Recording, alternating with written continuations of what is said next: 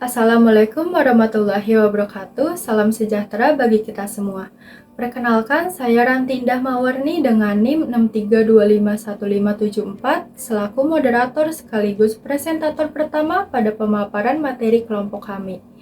Presentasi ini sebagai pemenuhan tugas proyek pada mata kuliah Ekonomi Koperasi dan UMKM yang dibimbing oleh Bapak Aris Kurniawan SEMM. Pada kesempatan ini, kelompok kami mengangkat tema Lini Bisnis Penyediaan Stok Obat-obatan melalui Apotek Desa. Tema ini dipilih sebagai bentuk inovasi pelayanan kesehatan berbasis koperasi untuk meningkatkan akses obat yang layak dan terjangkau di wilayah pedesaan. Sebelum memasuki inti pembahasan, saya akan memperkenalkan tim penyusun serta pendiri Koperasi Apotek Desa Duku Karya yang terdiri dari Ketua Muhammad Raihan Sidik, Anggota Muhammad Rifki Maulana, Abdul Rohman, Ranti Indah Mawarni, dan Indah Permatasari. Tim ini berperan dalam perencanaan penyusunan strategi dan pengembangan model bisnis apotek desa sebagai upaya meningkatkan ketersediaan obat di wilayah pedesaan. Selanjutnya, latar belakang. Koperasi Apotek Desa hadir sebagai solusi atas sejumlah permasalahan dalam pelayanan kesehatan masyarakat, khususnya di desa. Seperti yang pertama, fasilitas kesehatan yang masih terbatas. Yang kedua, akses obat-obatan yang tidak merata dan kurang terjangkau. Yang ketiga, pengelolaan stok obat yang belum optimal.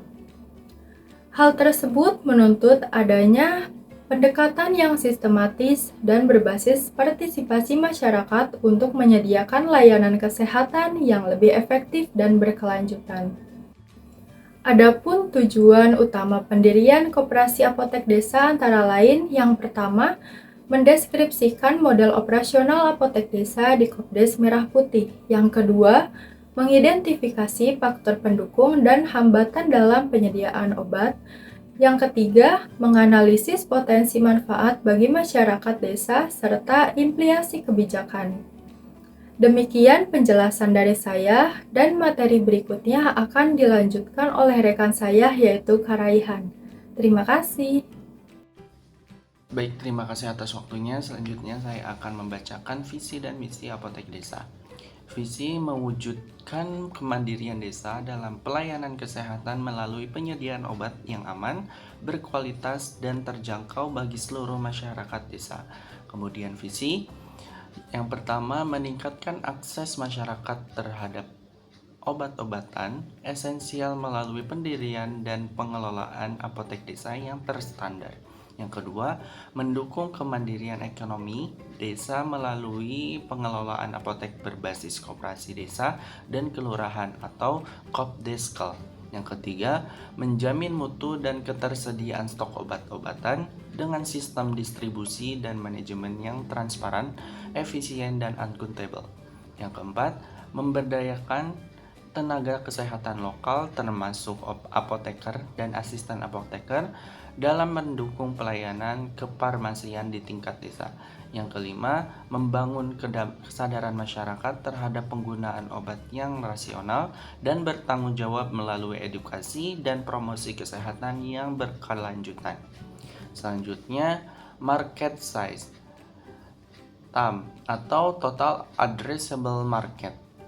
Jumlah total permintaan pasar untuk produk atau layanan jika seluruh pelanggan potensial membelinya.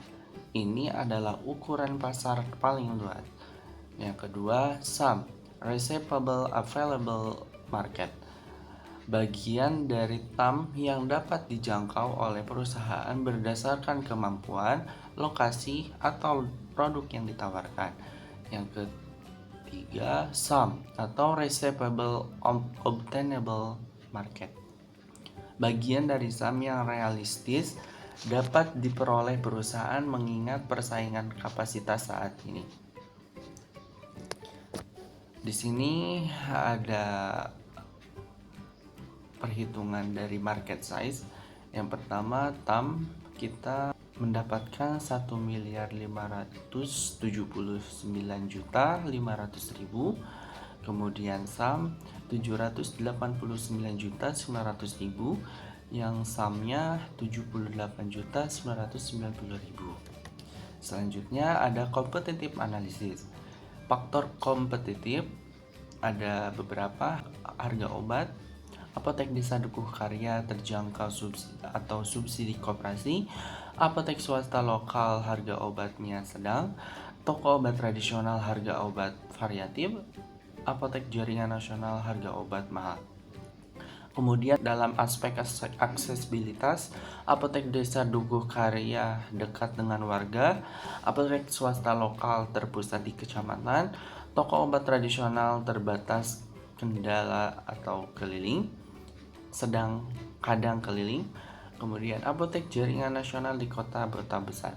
Kemudian dalam aspek jenis produk, apotek desa dukuh karya obat generik dan kebutuhan dasar, apotek swasta lokal obat generik dan resep, toko obat tradisional herbal dan tradisional, apotek jaringan nasional lengkap dan premium. Kemudian dalam aspek pelayanan kesehatan, apotek desa dukuh karya edukasi dan konsultasi ringan, apotek swasta lokal terbatas, toko obat tradisional tidak tersedia, apotek jaringan nasional konsultasi profesional. Kemudian dalam aspek kepercayaan masyarakat, apotek desa dukuh karya tinggi atau dikelola koperasi, apotek swasta lokal sedang, toko obat tradisional, apotek jaringan nasional tinggi atau brand besar. Kemudian dalam aspek jam operasional, fleksibel sesuai kebutuhan desa, apotek swasta lokal terbatas, toko obat tradisional tidak tetap, apotek jaringan nasional tetap dan panjang. Kemudian dalam aspek program sosial, apotek desa dukuh karya ada atau subsidi edukasi tabungan obat, apotek swasta lokal tidak ada, toko obat tradisional tidak ada, apotek jaringan nasional tidak ada. Mungkin cukup sekian dari saya, mohon maaf apabila ada kesalahan kata. Selanjutnya akan dilanjutkan oleh rekan saya. Baik, terima kasih atas waktunya. Selanjutnya saya akan memaparkan materi terkait strategi produk dan jasa apotek desa dukuh karya. Yang pertama ada produk utama atau core products. 1. Obat generik dan resep dokter. Fokus pada obat-obatan yang paling dibutuhkan masyarakat dengan harga terjangkau dan stok yang stabil. 2. Obat herbal dan tradisional dengan menyediakan produk lokal seperti jamu, minyak gosok, dan ramuan herbal yang sudah dipercaya masyarakat. 3. Produk kesehatan dasar termasuk vitamin, suplemen, alat kesehatan sederhana seperti masker, termometer, dan tensimeter. Yang kedua ada jasa pendukung atau supporting service. 1. Konsultasi kesehatan ringan, edukasi dan konsultasi oleh tenaga kesehatan seperti bidan, perawat, atau apoteker paruh waktu. 2. Layanan antar obat dengan pengantaran obat ke rumah warga, terutama lansia atau pasien dengan mobilitas terbatas. 3. Program tabungan obat dengan warga bisa menabung di koperasi untuk kebutuhan obat bulanan seperti mirip sistem arisan kesehatan. Yang ketiga ada produk atau jasa inovatif. 1. Paket kesehatan keluarga dengan paket bulanan berisi vitamin, obat umum, dan edukasi kesehatan untuk keluarga. 2. Kartu anggota kesehatan desa dengan member card koperasi yang memberikan diskon obat, prioritas layanan, dan akses program sosial. 3. Edukasi dan kampanye kesehatan. Workshop rutin tentang gizi, sanitasi, dan pencegahan penyakit berbasis komunitas. Yang keempat ada kemitraan strategis. 1. Kerjasama dengan puskesmas, dinas kesehatan, dan BUMDes untuk distribusi obat dan edukasi. Kedua, kerjasama dengan puskesmas, dinas kesehatan, dan BUMDes untuk distribusi dan edukasi. Selanjutnya dengan segmentasi pasar. Yang pertama utamanya warga desa dukuh karya seperti lansia, ibu rumah tangga, dan keluarga muda. Yang sekunder seperti petani, pekerja informal, pelajar, dan perangkat desa. Kedua, positioning. Apotek milik warga untuk kesehatan warga. Menekankan bahwa apotek ini bukan bisnis biasa, tapi bagian dari koperasi yang mengutamakan kesejahteraan masyarakat. Selanjutnya, strategi promosi dengan offline dilakukan dengan spanduk dan baliho di titik strategis desa, seperti brosur di balai desa, posyandu, dan masjid. Selanjutnya, edukasi keliling oleh kader kesehatan. Yang kedua, dengan online, seperti grup WhatsApp warga untuk info stok dan promo. Kedua, dengan media sosial koperasi seperti Facebook dan Instagram lokal. Dan yang ketiga, dengan testimoni warga video pendek.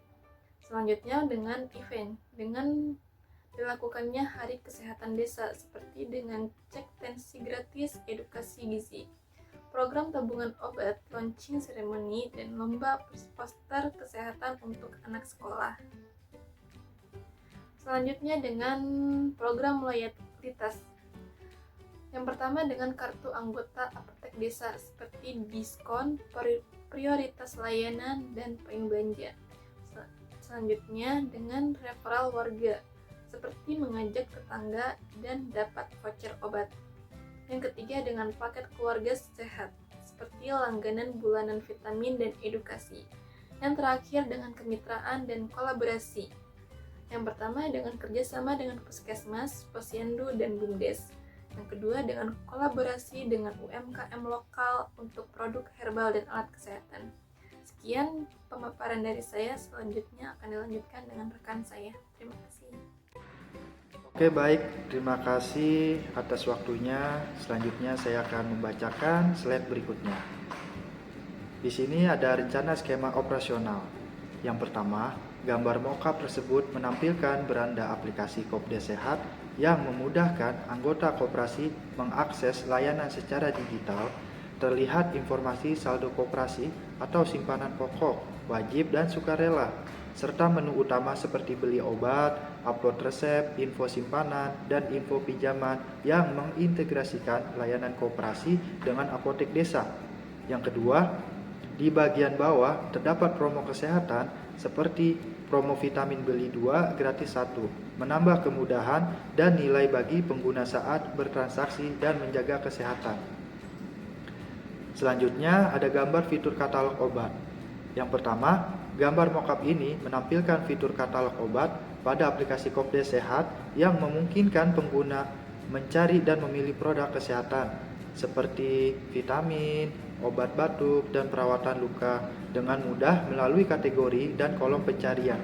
Yang kedua, pengguna dapat melihat informasi produk lengkap dengan gambar dan harga, menambahkannya ke keranjang belanja melalui tombol plus keranjang, atau mengunggah resep dokter dengan tombol upload resep untuk pembelian obat yang memerlukan resep. Selanjutnya ada gambar fitur dashboard admin. Yang pertama, gambar mockup tersebut menampilkan dashboard admin aplikasi Kopdes Sehat yang digunakan untuk mengelola data dan aktivitas koperasi. Admin dapat melihat informasi penting seperti jumlah anggota aktif, total penjualan obat, pesanan baru, serta stok yang hampir habis. Yang kedua, terdapat juga grafik penjualan obat 7 hari terakhir dan panel aktivitas terbaru yang menampilkan notifikasi penting. Fitur-fitur ini membantu admin memantau operasional dan mengambil keputusan secara lebih cepat dan berbasis data.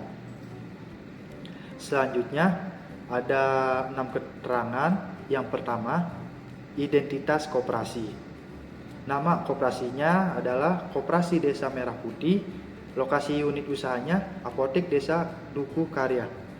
Jumlah jiwa desanya 5.265 orang. Jenis koperasi, koperasi serba usaha atau KSU dengan fokus utama sektor kesehatan dan perdagangan.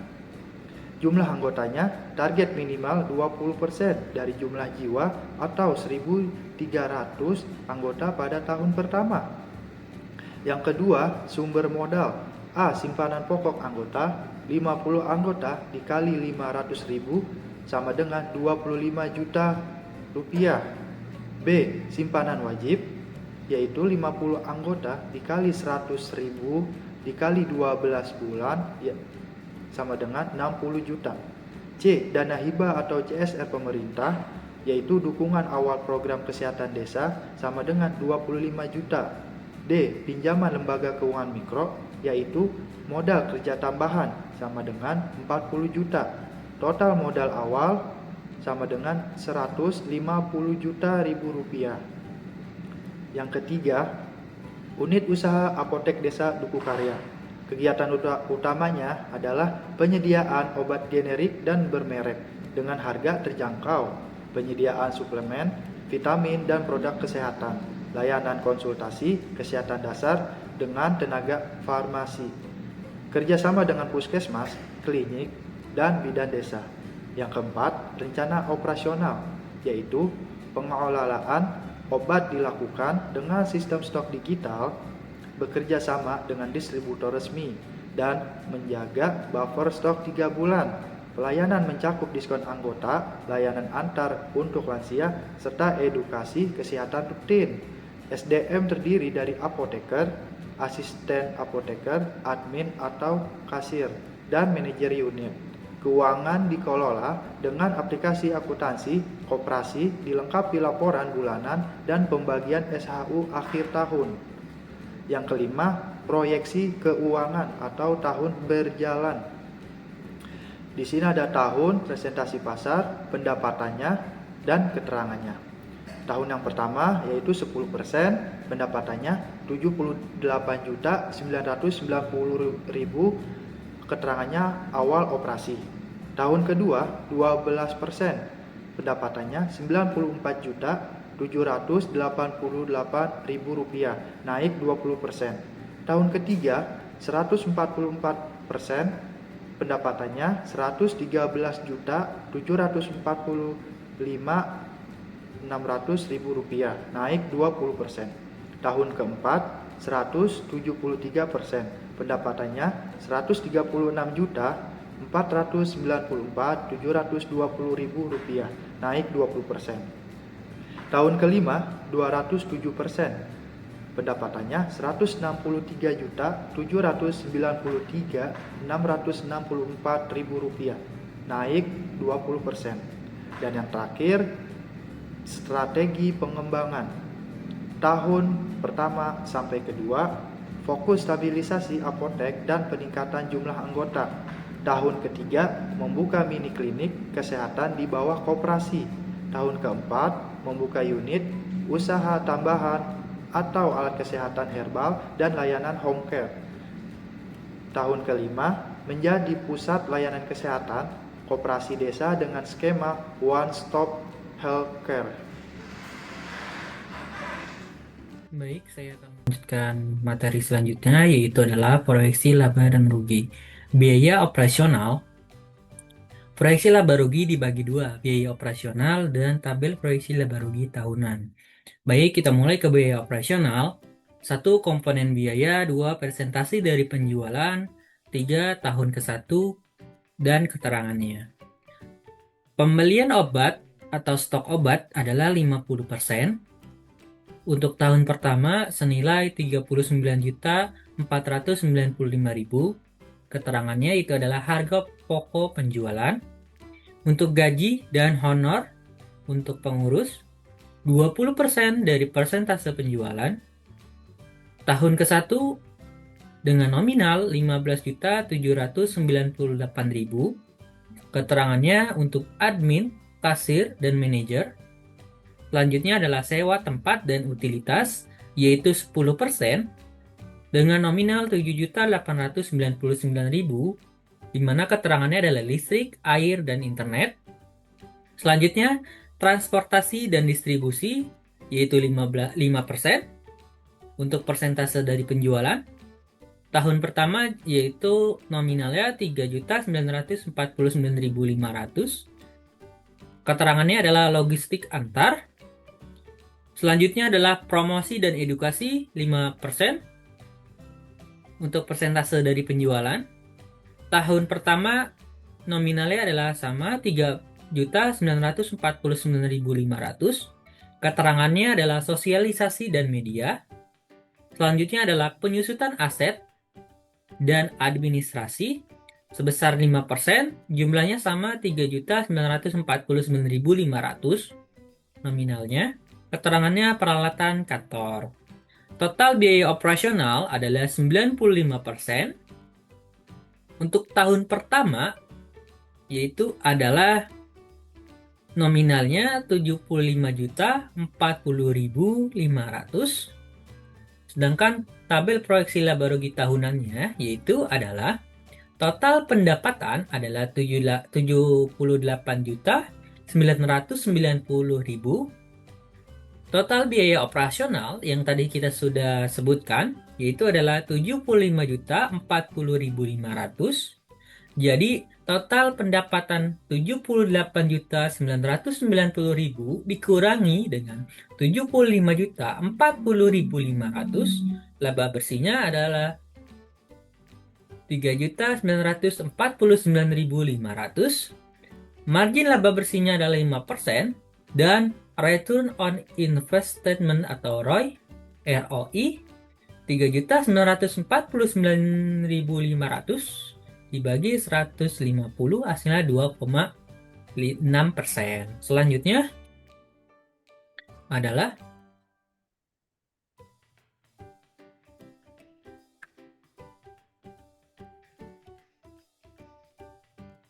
risiko dan mitigasi pada kegiatan bisnis koperasi.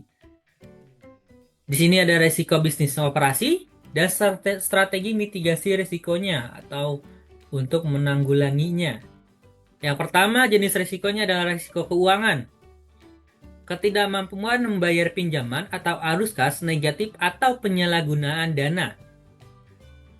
Jenis risiko keuangan ada mitigasi yang kita sarankan, yaitu adalah audit berkala, pembukuan transparan, dan kebijakan kredit yang ketat. Baik, selanjutnya risiko operasional. Gangguan dalam proses bisnis, kesalahan administrasi, atau sistem yang tidak efisien. Risikonya untuk mitigasinya adalah SOP yang jelas, pelatihan staf, dan sistem yang baik, dan manajemen terintegrasi. Selanjutnya, risiko kepatuhan. Pelanggaran terhadap regulasi koperasi pajak atau hukum ketenagakerjaan. Untuk strategi mitigasinya adalah konsultasi hukum, pelatihan regulasi, dan dokumentasi yang tertib. Selanjutnya, risiko SDM, sumber daya manusia, kurangnya kompeten pengurus, konflik internal, atau rendahnya partisipasi anggota. Strategi mitigasi risiko SDM yaitulah rekrutmen selektif, pelatihan rutin, dan sistem insentif berbasis kinerja. Selanjutnya, risiko pasar, perubahan permintaan atau persaingan usaha atau ketidakstabilan harga produk. Risiko pasar atau mitigasi risikonya adalah diversifikasi produk, riset pasar, dan adaptasi tren terhadap tren lokal. Baik, selanjutnya risiko reputasi, ketidakpuasan anggota atau isu transparansi atau kegagalan layanan. Risiko reputasi, komunikasi terbuka, forum anggota, dan penanganan keluhan yang cepat. Risiko teknologi, ketergantungan pada sistem digital yang rentan terhadap gangguan atau serangan cyber. Untuk strategi mitigasinya adalah risiko teknologi, backup data, sistem keamanan digital, dan pemeliharaan perangkat lunak. Selanjutnya, slide terakhir yaitu adalah kesimpulan. Koperasi Anggota Desa Duku Karya merupakan inisiatif strategis dalam memperkuat pelayanan kesehatan dan kemandirian ekonomi masyarakat desa melalui model koperasi. Berdasarkan hasil analisis potensi pasar, TAM, SAM, dan SOM menunjukkan peluang usaha yang sangat prospektif dengan total nilai pasar tahunan mencapai lebih dari 1,5 miliar. Pada tahun pertama, koperasi diproyeksikan mampu memperoleh pendapatan sebesar 78.990.000 dengan laba bersih sekitar 5% atau 3.949.500. Oke, sarannya adalah dari kami penguatan manajemen dan SDM, sumber daya manusia, pemanfaatan teknologi digital, peningkatan kolaborasi dan kemitraan. 4. Diversifikasi produk dan layanan. 5. Peningkatan sosial dan partisipasi anggota. Selesailah kesimpulan dan saran yang saya sampaikan. Baik, saya akan menutup presentasi hari ini. Kurang lebihnya mohon maaf dari kelompok kami. Saya akhiri. Assalamualaikum warahmatullahi wabarakatuh.